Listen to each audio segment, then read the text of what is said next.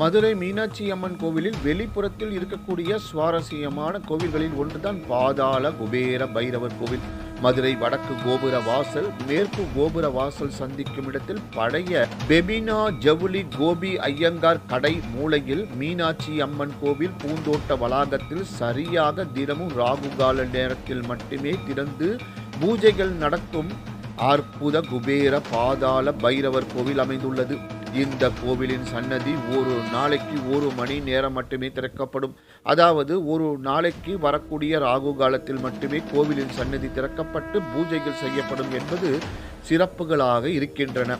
அக்காலகட்டத்தில் இருந்து ராகு காலத்தில் மட்டும் இக்கோவில் திறக்கப்பட்டு வந்ததால் தற்போது வரை அதே நடைமுறை பின்பற்றப்படுகின்றது. அதுவும் ராகு கால நேரத்தில் நடை திறக்கப்பட்டு ராகு காலம் முடியும் நேரத்தில் நடை சாத்தப்படும். ராகு காலத்தில் மட்டுமே இந்த பைரவருக்கு பூஜைகள் நடைபெறும். திங்கள் முதல் ஞாயிறு